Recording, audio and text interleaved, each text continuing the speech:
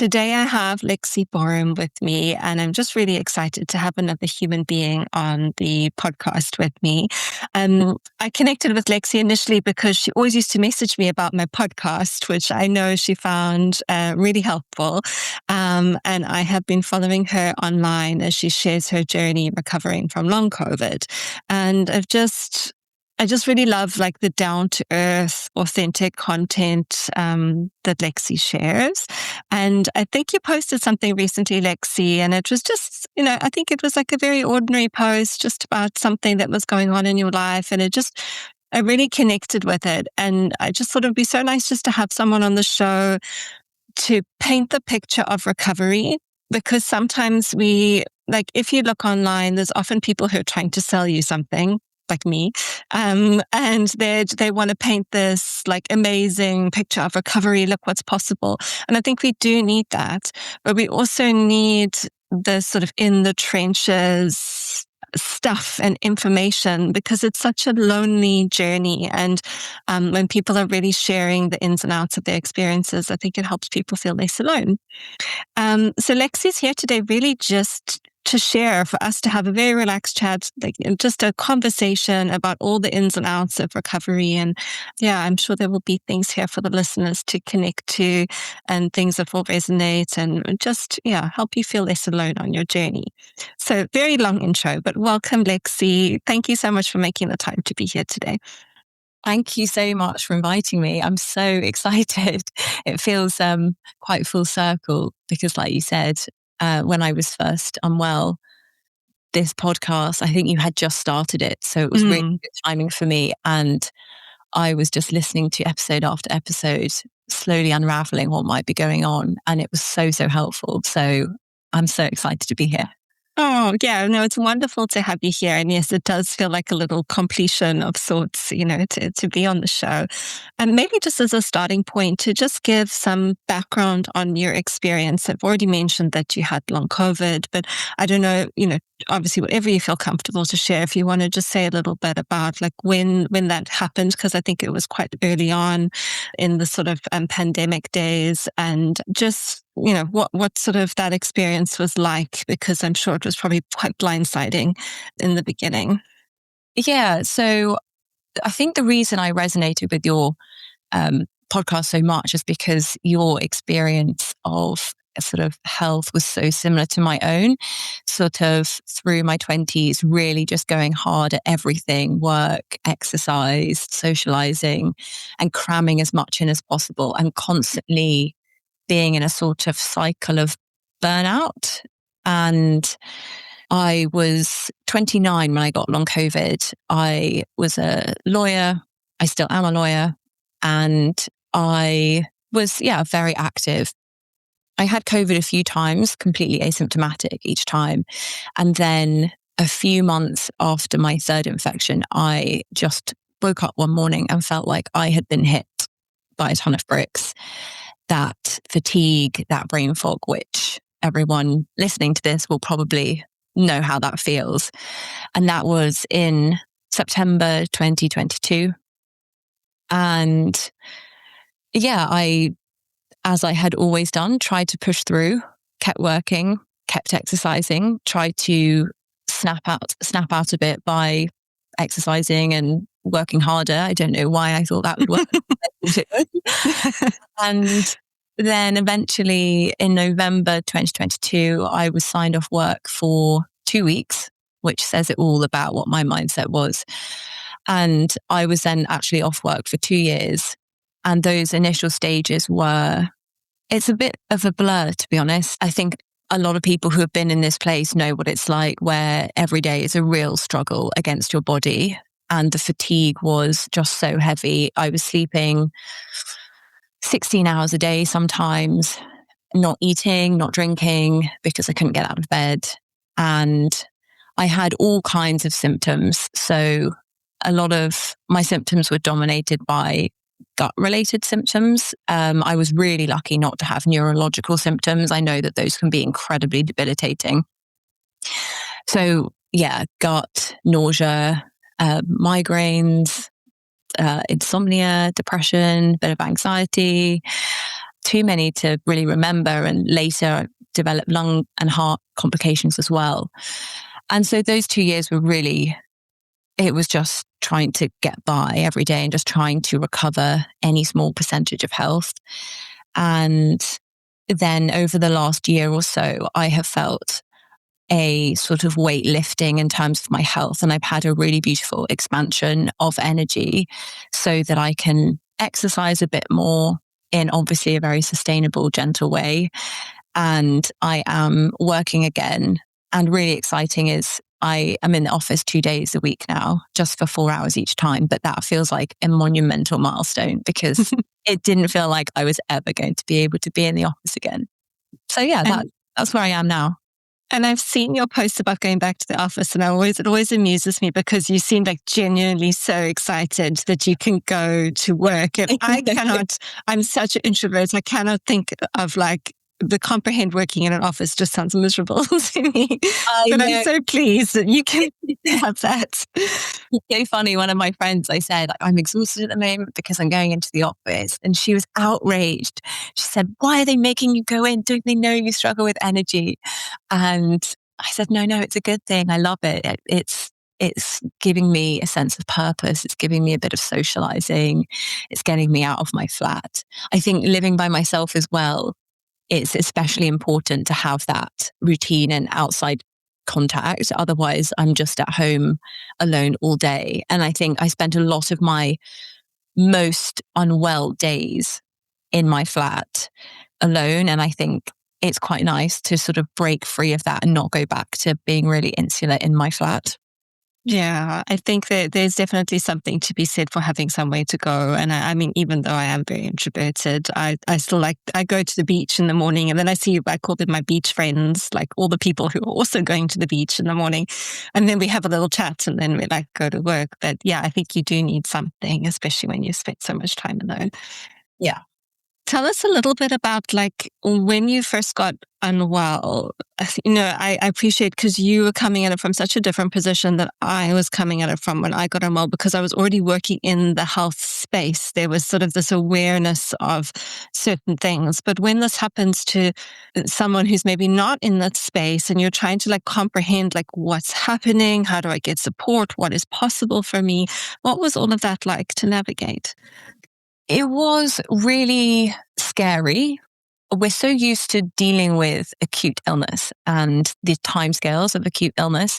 You have, say, tonsillitis and you're unwell, you go to the doctor, they know how to treat it, and you can expect to be fully recovered within, say, 3 weeks. Going to the doctor and having bloods that are all normal, but feeling so deeply unwell and having all of these different symptoms, which of course at the time I didn't know were related. I was going to so many different doctors for so many different things. I mean, firstly, physically, it's just exhausting when you're already low on energy and you're being sent to all of these different specialists. It's exhausting and no one really has an answer.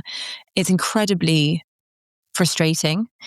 And I think, again, that was why I fangirled you so much with your podcast, because it was the first time I'd actually kind of moved beyond relying on doctors to actually think, okay, well, what's really going on? What's the more complex picture?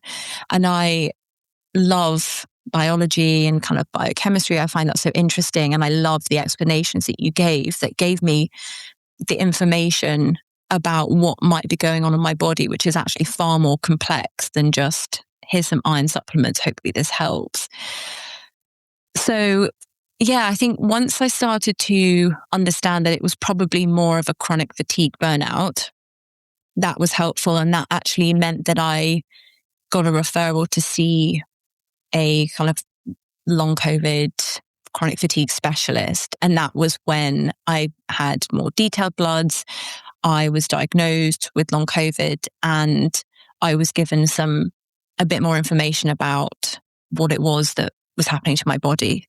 And so I think that in itself was really helpful because it took away some of the pressure that I was putting on myself, where I thought I need to be better soon. Why am I not better yet? and kind of kept fighting the illness. And then once I realized actually this is something a bit longer, I'm going to have to take this a bit more seriously and allow myself a longer period of time to recover. That was very, not freeing, because I don't think anything about the condition is freeing, but it was mentally, I think that really helped, having that shift. Yeah, I'd say maybe just a bit more acceptance rather than freedom. Like you could just accept, okay, this is going to take some time, which I know, like I really struggled with as well, to really like come to like that acceptance piece. And it's a whole journey in itself. It's being a type A person. You want to do everything and you are forced to do less and focus on being still. Yeah. Looking on. And I think as well, just for me, I was like, this is another thing I can achieve at. Look how good, look how fast I can heal, look how good I can be at healing. Yeah, exactly. That's not a good way to approach it. No.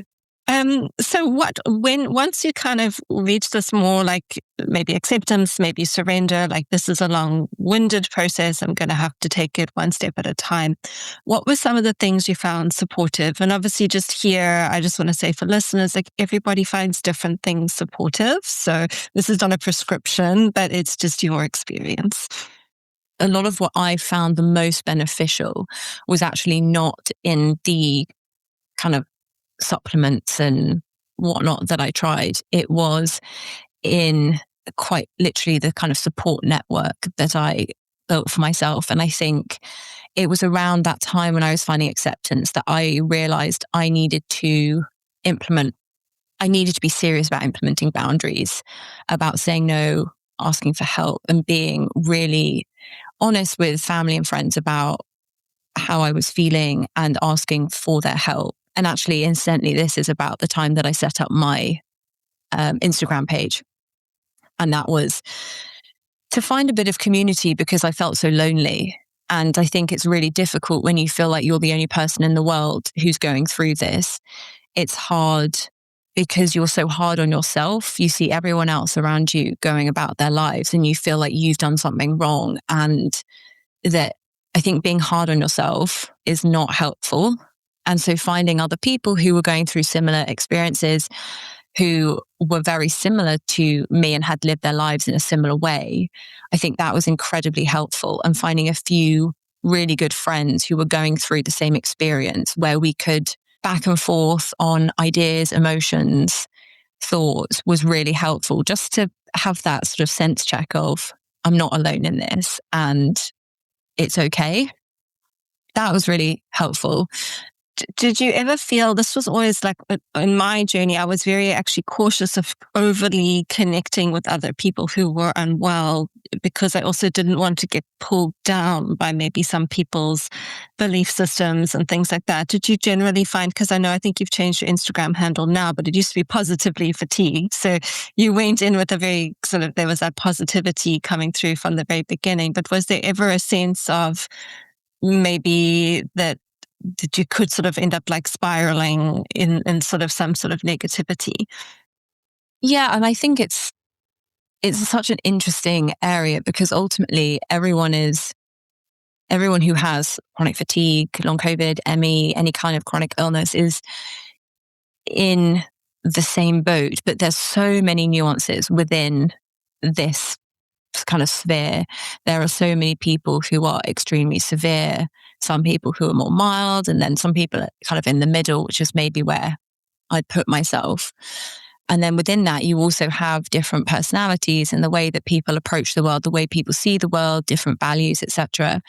And so I think it's definitely, there were times when there was a lot of negative noise. And that's not to say that the people whose kind of content I came across or whose comments or whatever I came across, it's not to say that they were in the wrong. It's just for me, I didn't receive that kind of approach very well. And it set off my nervous system into a bit of a panic state. And I definitely found there was one Facebook group that I joined initially before I set up my Instagram. And I joined it and I read some of the posts and I just thought, oh my God, this cannot be good for me. I don't think I can do this. And that was when I decided to set up my Instagram just to see if I could, find anyone else or show people that, I was another voice that they could resonate with potentially. There have been times when I've been exposed to content and I have found it really hard. And actually now, as I start to get better, I am very aware of not holding on to an identity as someone who has long COVID, because I am still not well, but I do feel like I'm getting to a place where I'm getting a lot more of my health back.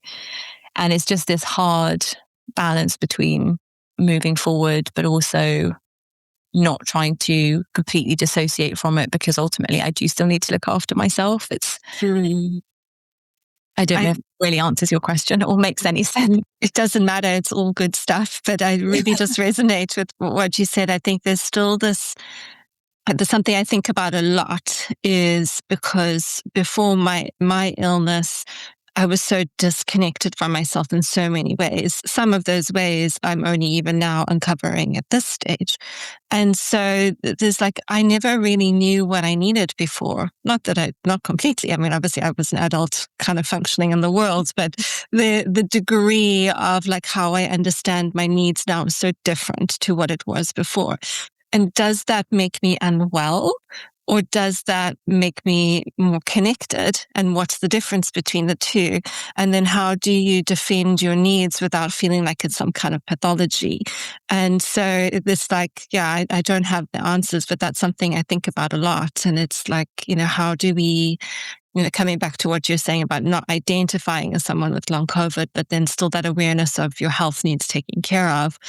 Can we believe that our health needs taking care of irrespective of an illness label? And I think that's what sometimes we struggle with. There has to be a reason for us to need these things. And if we're not sick, do we still need these things? Or are we still entitled to need these things, is what I want to say.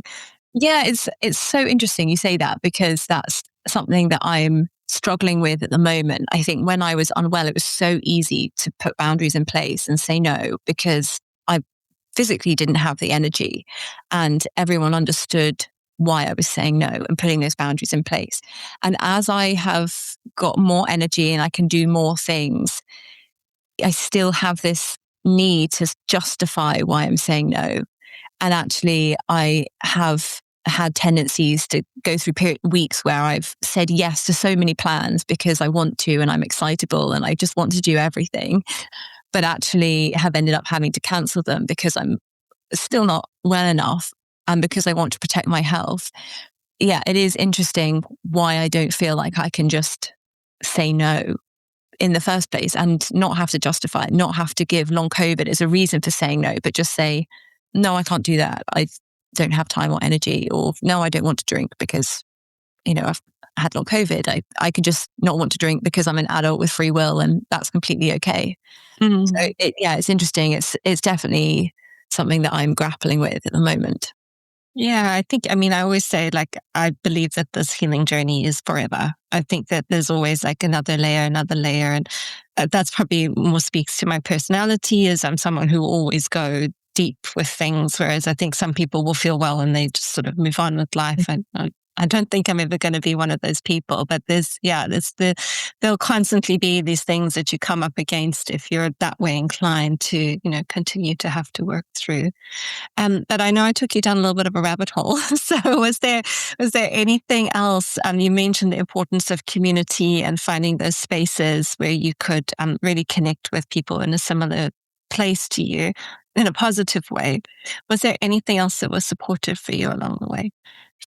I mean, part of the community I don't know if you know Susie Bolt, I did her long COVID class, her recovery classes, and I found that a really valuable source of community and structure as well. I think the times that I have seen the most progress in my health have been when I had the most rigid routine. And I think routine was incredibly important for me. I think knowing this is what I'm having for breakfast each day, and I'm going to shower each morning. And even if I do nothing else for the rest of the day, I've stuck to my morning routine, and that makes me feel good. And having that kind of predictability was really helpful with the pacing and with sleep as well. I think pacing, sleep, and nutrition were the three that I really found easiest to work on in the early stages, because it is so overwhelming when there's so much going on. and just being able to focus on 3 things at a high level was really helpful. Like, it's easy to make myself go to bed at 9:30 every day and have that rigid bedtime. It's easy to make sure that I'm eating at a basic level, a balanced meal. And then pacing is not easy, but it's easy than some of the other more complicated things when you get down into the kind of roots of chronic fatigue. Yeah, and I know a lot of people struggle with pacing. I think it's the thing that everybody battles with the most. Did you use Visible, or did you find a different way of pacing that works for you? I did use Visible. I don't know if Visible was around when I first started pacing. So I did an online pacing course, and I found that really helpful. That was much more manual, sort of writing down all the activities you do in a week, rating them in terms of energy expenditure, and then planning my week using that as a kind of budget. And I guess that's basically that was kind of the foundation of my pacing knowledge. And then I started using Visible, and it was really helpful using Visible, but with the information that I already had, if that makes sense.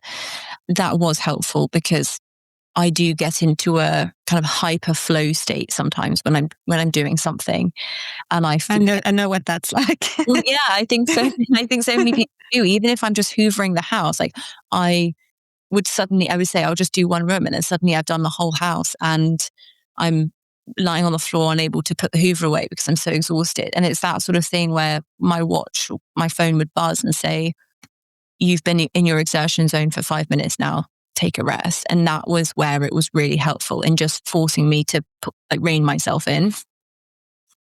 Yeah, I guess I'm not saying that you necessarily disconnected from yourself, but sometimes people, when they lack that like interoceptive awareness as well to really feel when enough is enough, then yeah, it's helpful to have that external feedback. Although I do sometimes see with clients it goes the other way, and then they get really obsessive and stressed about their their Visible scores and whatnot.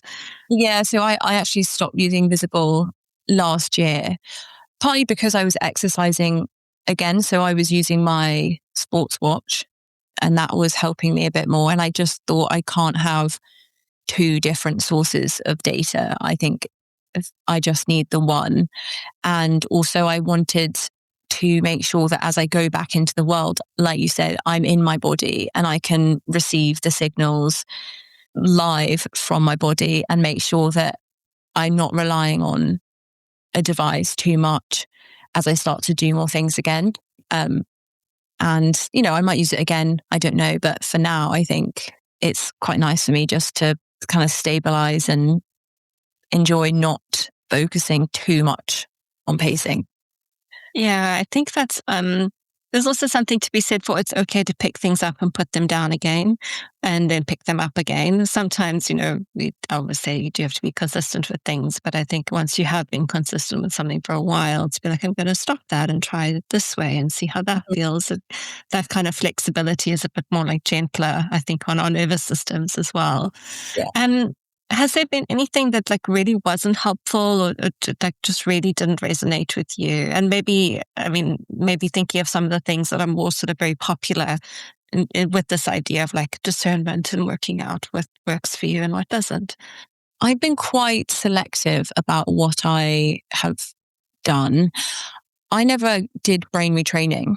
And I know that some people find it really helpful and some people find it really unhelpful. And I have been curious about it. But for me, for a long time, it felt like I didn't really have much with the things that I was capable of doing within my energy envelope.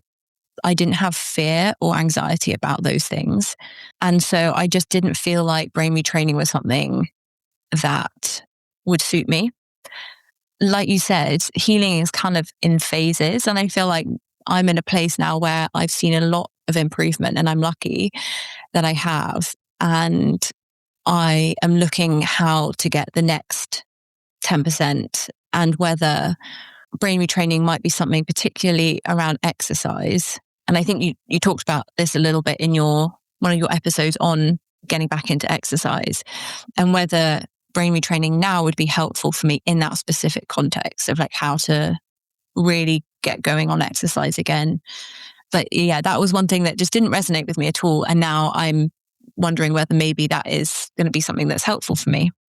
Yeah, I think it's so it sounds like you're very mindful of and intentional is maybe another word as well about doing the right things at the right time as feels right for you, but then also not completely dismissing anything and being open Mm. to different things working at different times, which I think is really healthy because we can't do everything at once. And sometimes things are more useful at different stages of the journey as well.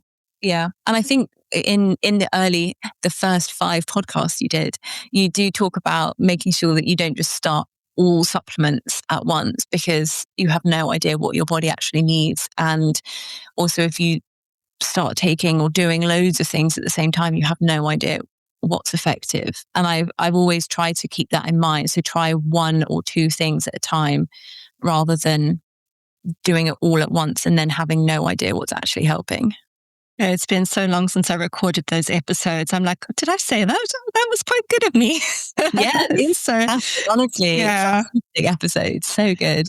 I mean, I think I recorded those episodes starting like 2021, maybe 2022. I can't remember exactly now. It's been like, I've also learned so much like that it's in the past 5 years since then. I actually can't go back and listen to them because I'll probably think that they're terrible, but it sounds like it did say some useful But at the things. time, I found them Yeah. incredibly helpful. So Yeah. And so like, as we know, with when you're in this process, there are these like ups and downs and, you take a few steps forward, you take a few steps back, and that is the natural trajectory. There's no other way really. And I'm curious if there's anything like any particular setbacks that have maybe been difficult and how you approach them as you navigate them. every year, October, October slide. seasonal slide. Yeah, every year I have struggled with that. I've had really good, energized summers, and I feel like I've made great progress. And then September, October hit, and it just feels like you unravel all of that progress you made. I find that that's frustrating. Separately, I also had a very unlucky incident with a tick bite in my own Yeah. bed. I was actually housebound at the time and I got a tick bite in my own bed and ended up developing the Lyme rash and having to take a strong course of antibiotics for 3 weeks, which just completely floored me. And that was at a time when I felt like I'd been doing quite well. So that was really tough to take. And then last year went through a breakup and maybe we'll talk about that a bit later, but that again had a massive impact on my physical health. And I think the first time that you have, I mean, I've been kind of dealing with this for about 3.5 years. I think the first time you've made a little bit of progress and then you have one of these dips, it's so terrifying because you feel like, You're going backwards. am I just going to be in this cycle forever where I get a tiny bit of energy and then it all goes, and then a tiny bit of energy and then it all goes? And so I think that once I had a bit more experience that there is light at the end of the tunnel, so to speak, and that certainly for me, I noticed that I really am very cyclical in how my energy and my progress goes. So I'll have a really good period where I get lots more energy. Then I'll plateau for a while, maybe have a little dip, and then I'll have a massive increase again. That's how it's gone for me. And I think once I've had that experience and information, it's much easier to ride out the lows because you think this is just a period of time. I'm just going to go back to basics, back to nutrition, back to sleep, back to pacing, make sure I'm just reducing my life a little bit, giving my body this time to recover from this massive increase I've had in energy. And there will be light at the end of the tunnel. And sometimes those dips last for 2 weeks. Sometimes it's 3 or 4 months and there's no way to know. But I think taking the pressure off and knowing that this has happened before, it will happen again, but I am slowly making progress and reminding myself of where I was a year ago or 2 years ago and how my bad days now are like my good days 3 years ago. And I think it's that comparison that really helps me. Yeah, absolutely. I actually recorded an episode which hasn't been published yet, but it will publish before this episode goes out, which is talking about this when you've been stable for a while and then you go backwards, and then it can feel terrifying, because you're worried that that you're never going to get better, and all the old fears and memories come up. But there's definitely something about, I talk about the system sort of like expanding, contracting. And it does seem to be this, as life is recalibrating to new loads as we expand, there's almost like a contraction that happens. And then the body, I don't know what it does something. And then afterwards, there's like like the next level is there. But so hard when you're really in it to keep trusting the process that you will come out the other side. Yeah, and I listened to an audiobook by Catherine May. I think it's Catherine May, Wintering. Yes, I've read her book, yes. Yeah, and I loved it. I listened to it a few years ago when I was fully in the sort of autumn winter slide, and it just made me feel it's like a very sweet book. Not much, it's not loads of knowledge. There's not lots going on, but I think it's just the general message that the world slows down during winter. Nature slows down during winter. Trees lose their leaves, animals hibernate, things slow down, and it's okay that we do too. And that's actually one of the most natural things that can happen. Mm. And so during those winter months now, I sort of just accept it. I know that I need to plan less. I know I need to sleep more, rest more, and just wait for the sun to come out in spring again. And I think that's a very liberating thought to have, and like something to hold on to during the dark winter months. Yeah, exactly. Again, it's that like allowing the natural cycles to take place, inside the body and outside the body as well. Yeah. So you mentioned the breakup. I hope it's okay for us to talk about this, because I know I saw when you shared it on your Instagram, and I'm a bit of a comment stalker. So I read like all the comments, and I think just so many people seem to obviously just resonate with that kind of heartbreak, and then how much harder it is to navigate when you're not fully well because of the social isolation and the constraints, involved. And I was wondering if you feel comfortable maybe just to share a little bit about navigating that and things that you found helped you cope. Yeah. So, I mean, I think a breakup is exhausting for anyone. I think the physical effects of emotions on the body, it's like an emotional bomb goes off in your body. And where you have routine and safety, you suddenly don't. And that is exhausting. The tears, and they're not eating, they're not sleeping, the just sort of moving through the world like a zombie. That's something that most people experience, whether or not they have a chronic illness. It's just obviously that hits us much heightened. Yeah. And so that's sort of one side of it. And then the other side of it was I had to move house. I had to move in with my parents. And then 2 months later, I had to move again back into my flat. I was desperately trying to do more to get myself out of the house, to fill the void. So I was seeing more people again, like new people I hadn't seen in a while, filling up my diary. And that in itself was exhausting. So all of my routines, the pacing, sleep, the nutrition, all of that went out of the window. So it was a period where there was just this enormous physical toll on my body. And I am quite good at processing emotions. I journal, I talk to friends, I cry, I let myself feel all the emotions. But once I can rationalize something in my head, I'm kind of okay. And so emotionally, I overcame that sort of hurdle quite quickly. But the physical effect that it had lasted a good 3 or 4 months. And I was really struggling in sort of October, November, December, especially December, where Christmas is really busy. It's a very sort of coupley, happy time of the year. So yeah, I mean, it was a huge struggle, and I had a bit of a existential crisis setting up a dating profile because I need to ask you about dating next.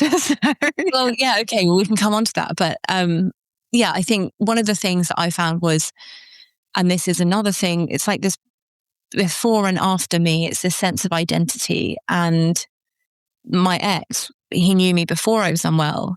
He knew me when I was unwell. He saw the depth of everything I went through.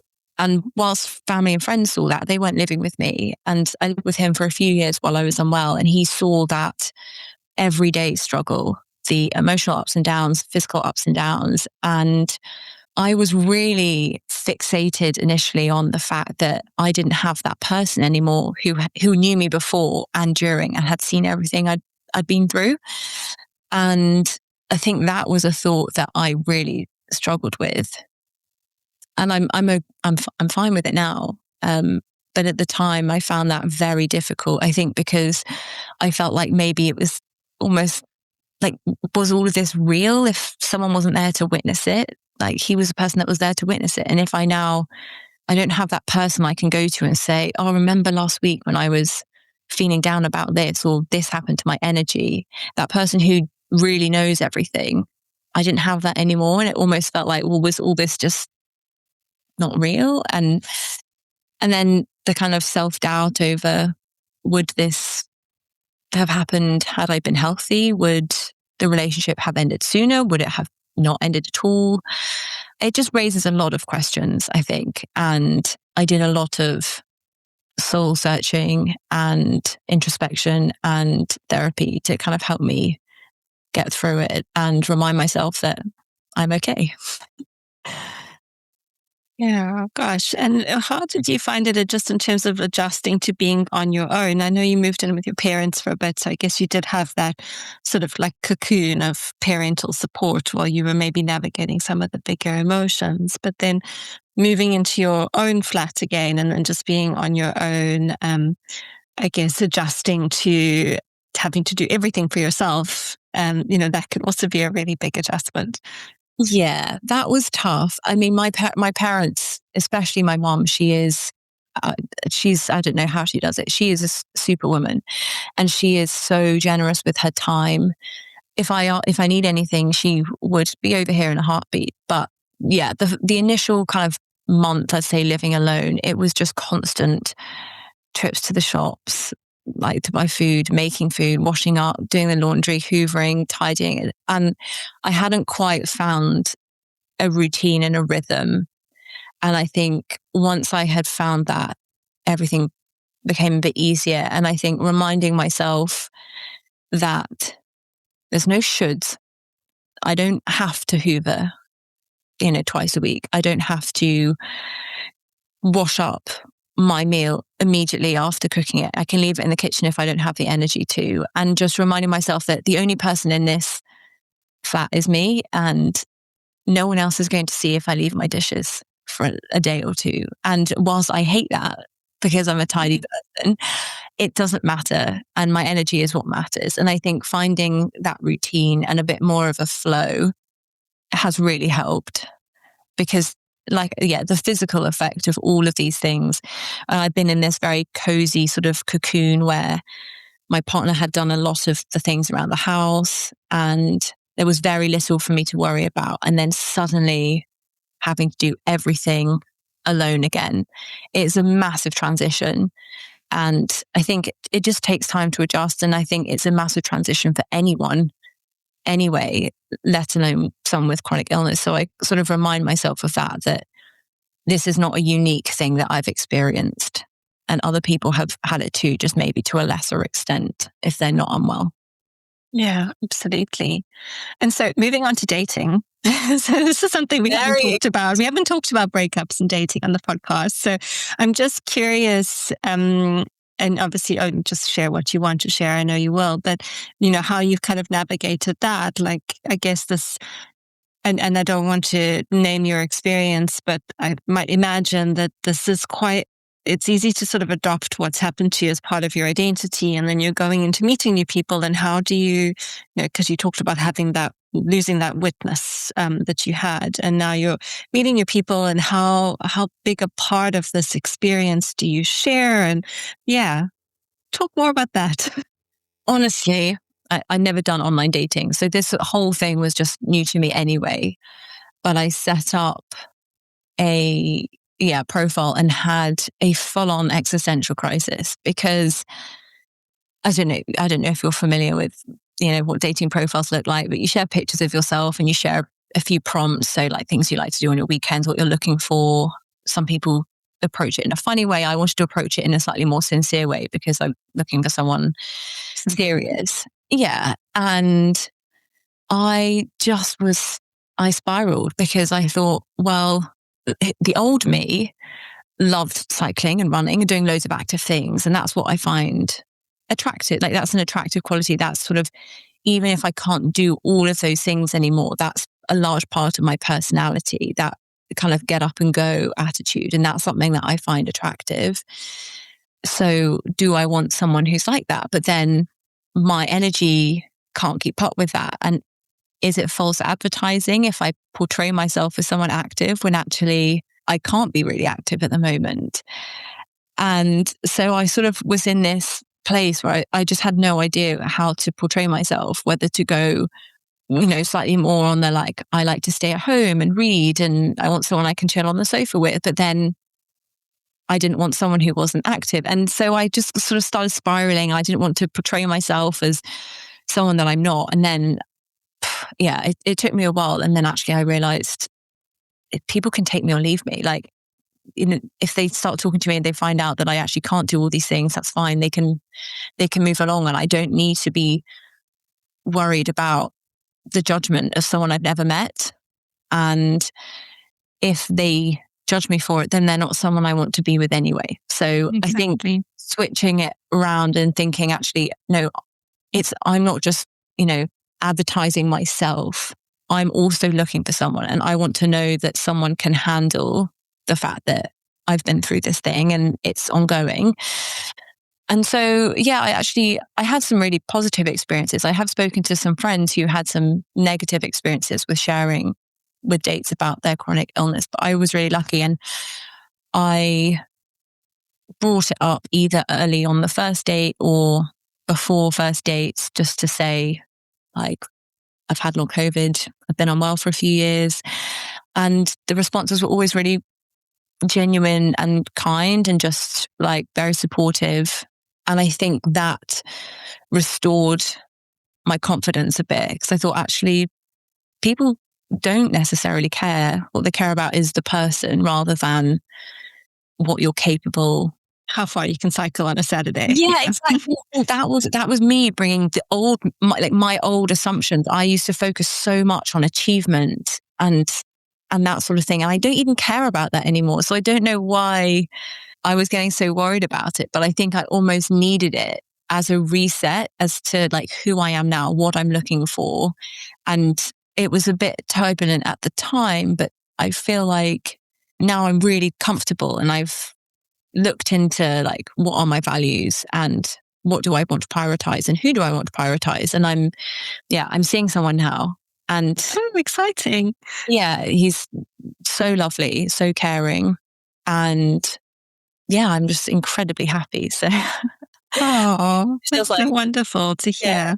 Yeah, it's nice. And I do think some of the comments under the post I shared about my breakup were really lovely and encouraging. People saying that they've been through a similar thing and then found someone not long after who kind of, changed their life. So I'm hoping, that I'm on to a winner, but we'll see. Yeah, I just think, there will be people listening to this podcast who maybe needed to hear that as well. And so, that's why I wanted you to share. I didn't obviously know you've been dating and seeing someone, but I think it's just really helpful to have these conversations. Yeah, and I think it's lovely because he has get up and go and he is active, but he always says to me, I'm not with you because like for what you can or can't do, I'm with you because of who you are and the way you see the world. And I think that's such an important thing for us to remember is it's not about achievements or, it's good to have aligned hobbies, but ultimately it's about who you are as a person and your illness doesn't affect that. Yeah. And I think in many ways, I mean, my experience is like my illness like really deepened the richness of my inner world. And I feel like I've got so much more to offer the world, whether that's friendships or partnerships or whatever, as a consequence of the illness. People, it's a cliche. People say it's the best thing that ever happened to me. I mean, I would prefer if it hadn't happened, but in so many ways, it does really shape you and enrich you as an individual. And I think that's what people will find attractive. I mean, now myself, I find people more attractive who've been through hard things, because you really just do appreciate, like how that shapes you as an individual. Yeah, 100%. And I think hard times are character building, and you really do learn who you are at a much deeper level. I feel exactly the same. So yeah, it's a silver lining. I think it's important to find the silver linings, because otherwise it does just feel like a dark time. But I feel exactly the same. Wow. I think, and so this kind of links back to the conversation around dating, because it is, when you were setting up your dating profile, there was these questions about who am I and what matters. So it'd be really wonderful, maybe just to touch on like some of the identity shifts that have maybe happened for you, through the process, and if there's sort of any challenges ongoing around there. Oh my gosh, daily challenge.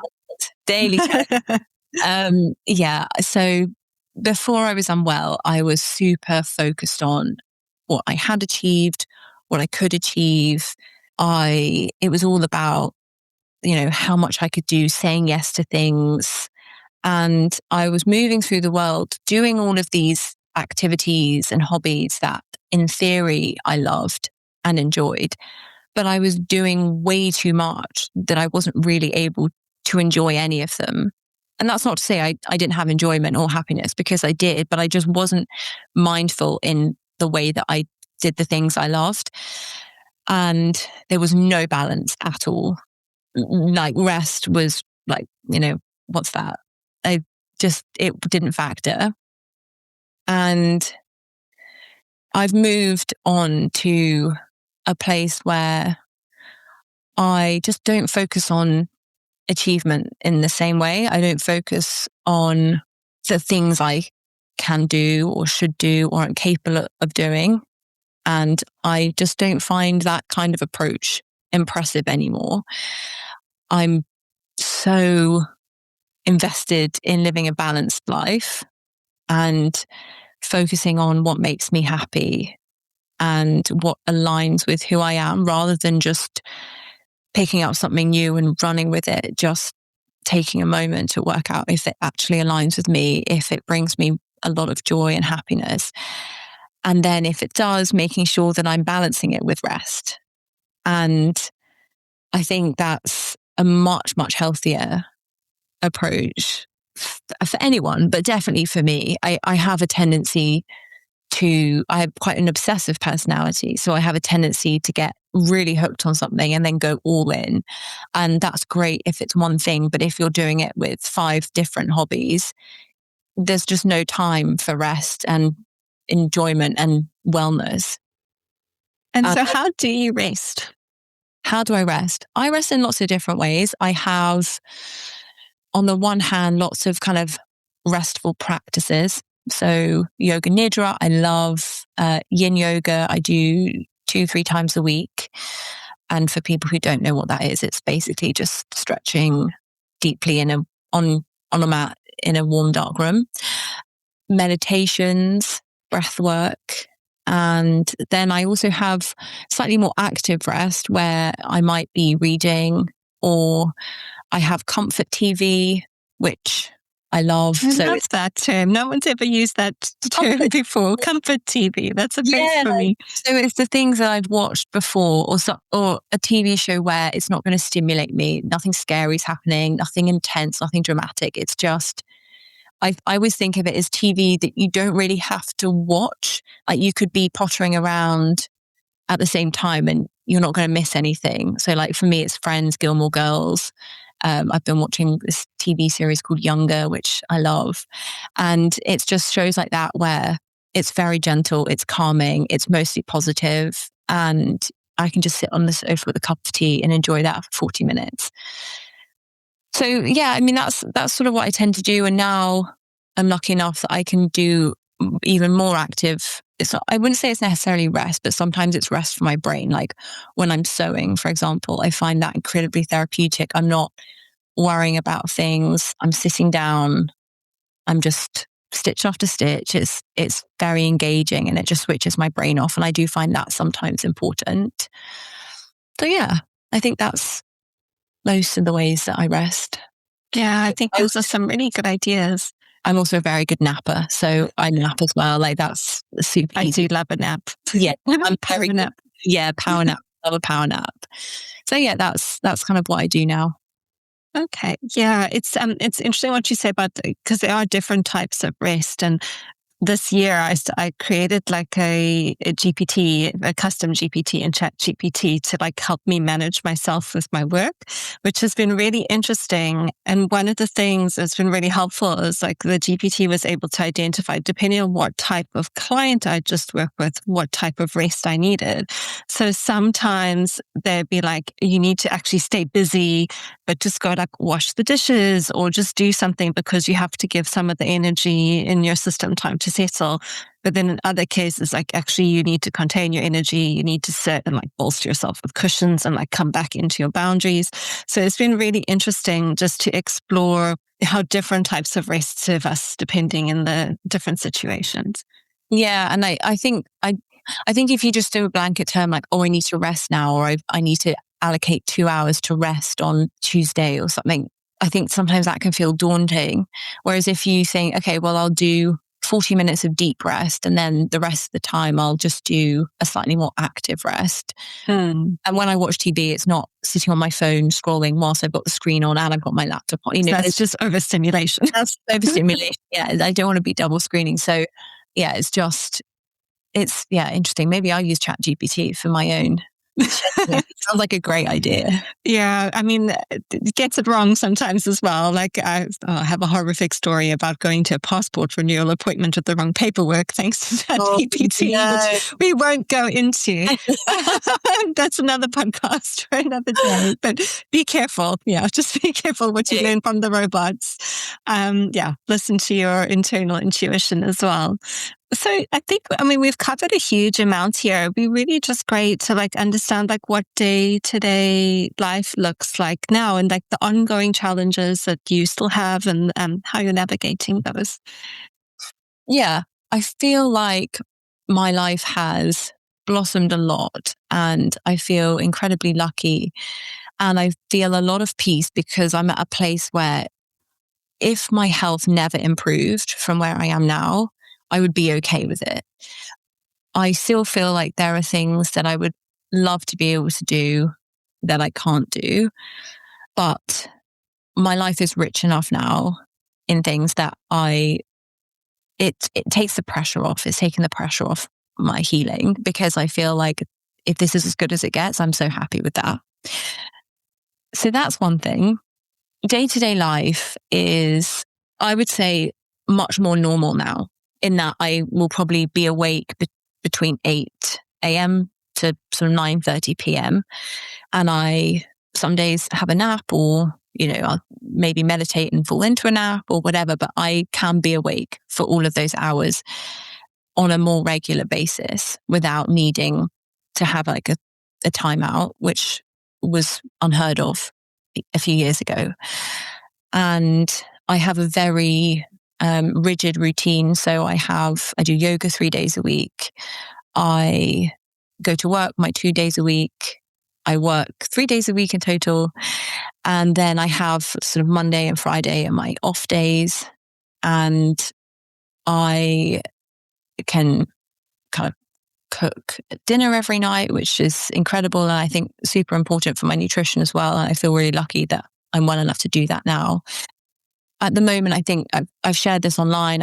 As I've increased my work hours recently and started going to the office again, I have had to rein in the kind of exercise I was doing and the amount of socializing I was doing just to allow for this initial expansion in an adjustment. Yeah, exactly.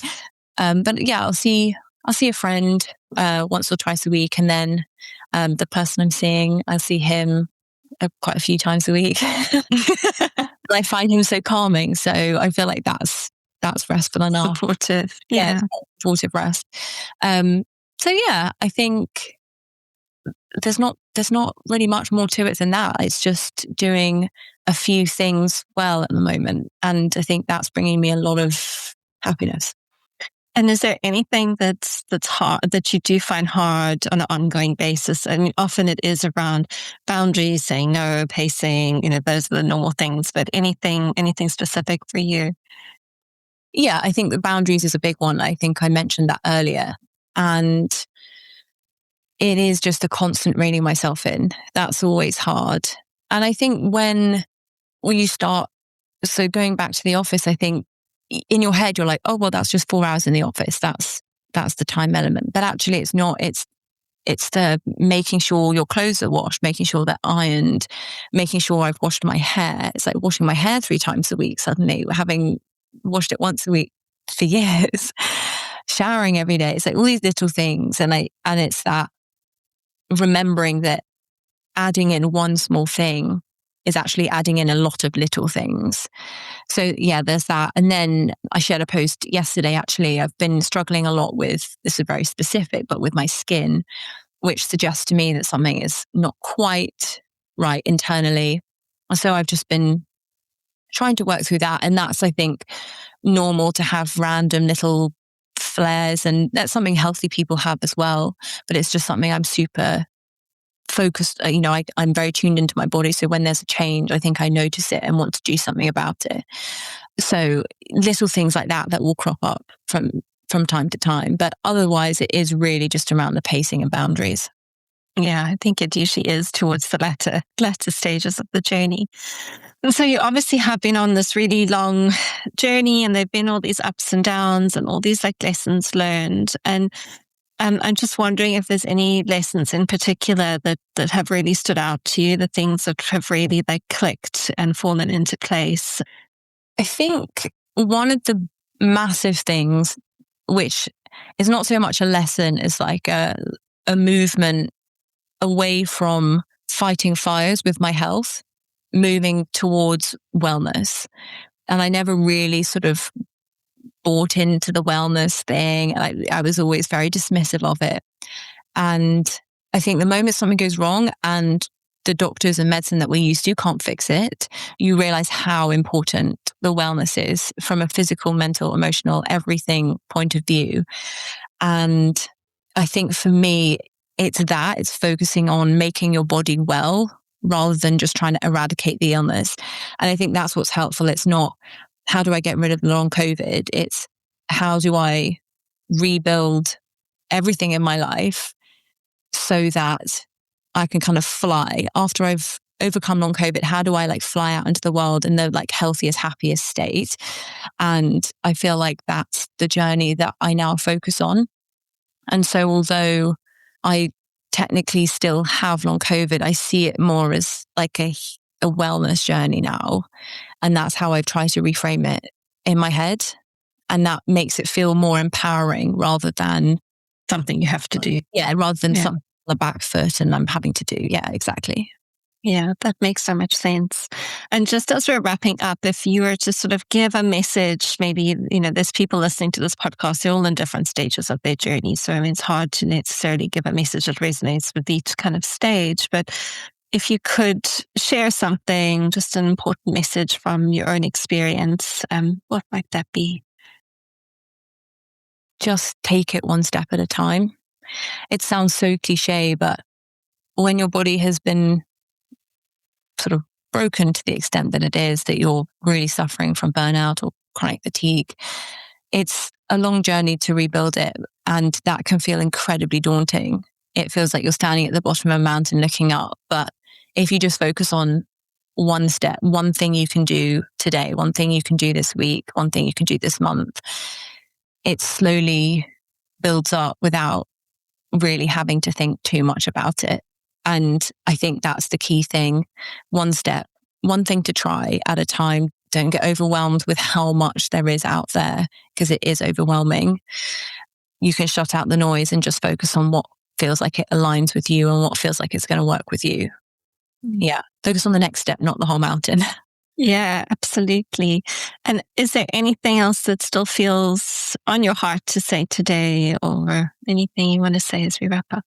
I don't think so. I'd like to thank you for Oh, honestly all your podcasts. I think I was so, I've said this a few times already today, but I was so unwell and I was so lost and so confused. And you have the most calming voice and the most incredible way of explaining things in a really manageable way.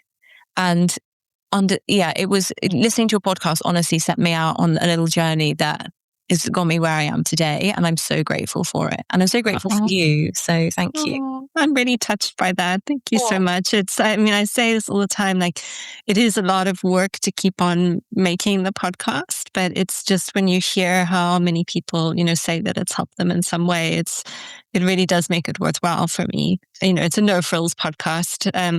But there's not like ads or a jingle or whatever, but it's just, I think it's important to get the messages out in the world so that it can help people. that is amazing. So well done. Thank you so much for being here. I feel like I could have kept on asking you loads and loads of questions and just had like a really good natter about a million things. But out of respect for your time and energy, importantly, this feels like a good place for us to wrap up. But it was so wonderful. So thank you for being here. And do you want to share your Instagram handle so people can find you?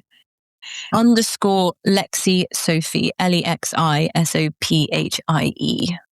Okay. Yeah. So you can follow Lexi on Instagram. Yeah, I love the things you share. I like to have a little stalk from time to time.